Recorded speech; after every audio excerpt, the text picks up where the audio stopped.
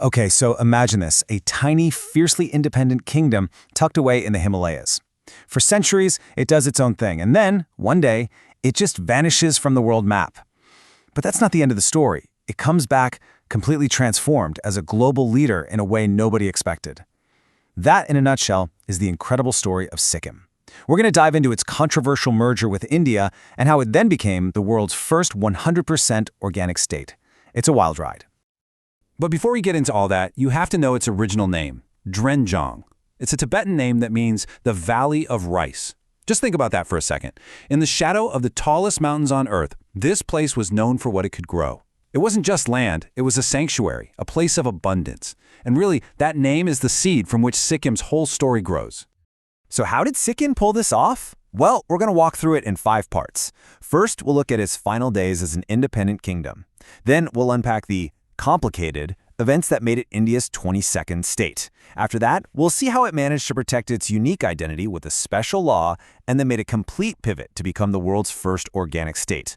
And finally, we'll look at the huge challenge it's facing right now, connecting this mountain paradise to the world without losing what makes it special.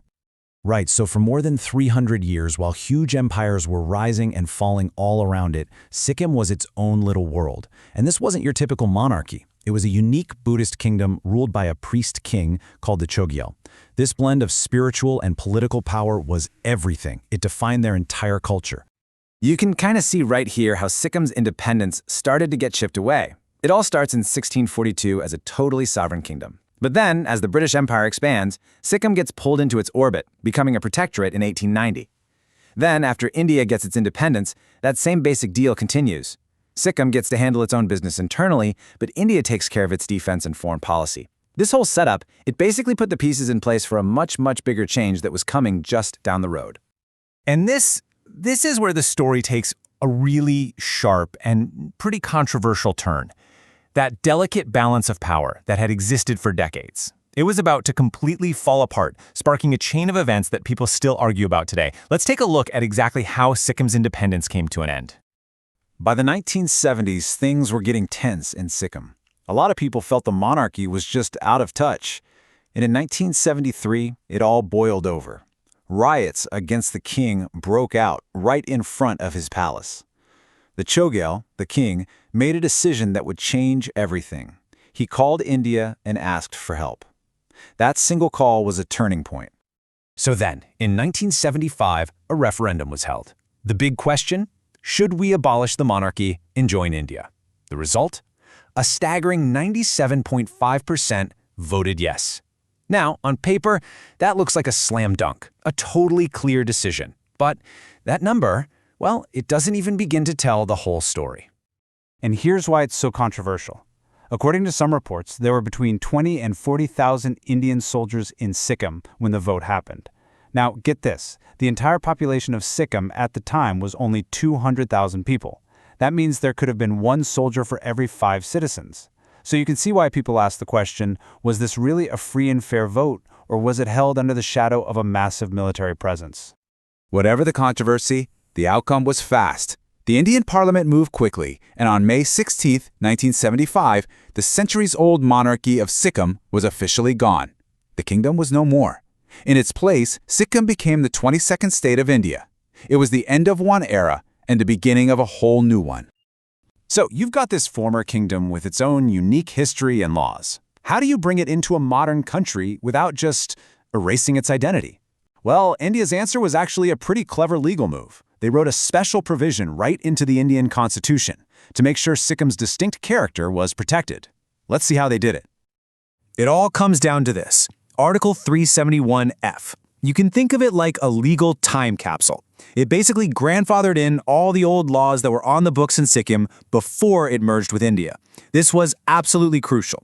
It was a promise that the rights, traditions, and the whole legal heritage of the Sikkimese people wouldn't just be wiped out overnight. And here's a perfect real-world example of how this thing works. Before 1975, some laws gave hiring preference to Sikkimese nationals. After the merger, that term didn't really mean anything anymore. But because the law itself was protected by Article 371F, the courts found a way. They just reinterpreted Sikkimese national to mean a local resident of Sikkim. It's a really cool example of how you can keep the spirit of an old law alive even when the whole world around it has changed. But Sikkim's story of transformation doesn't stop with politics and law. Not even close.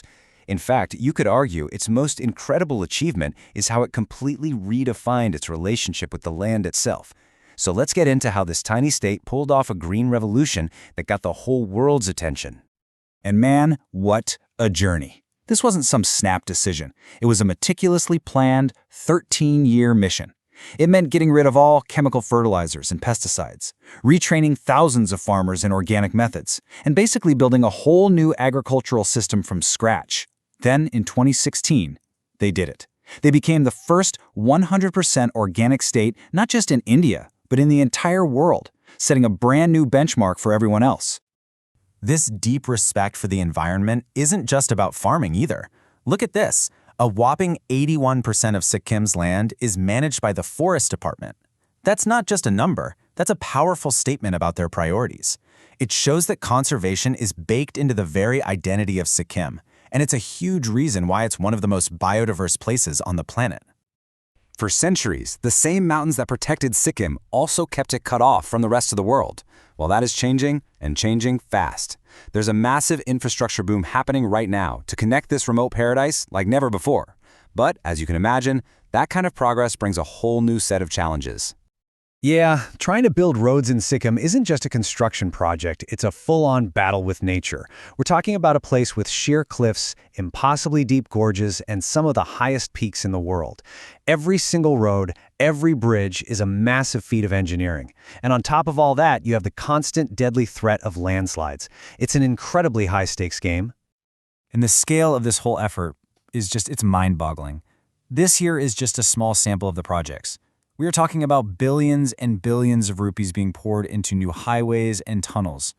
These aren't just lines on a map. These are lifelines that are going to completely change the day-to-day reality for people in some of the most remote parts of the state.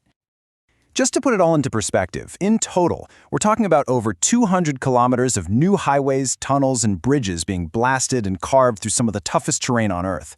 That's kind of like deciding to build a highway from Washington, D.C. to New York City, but routing it through the Himalayas. The sheer ambition is just staggering.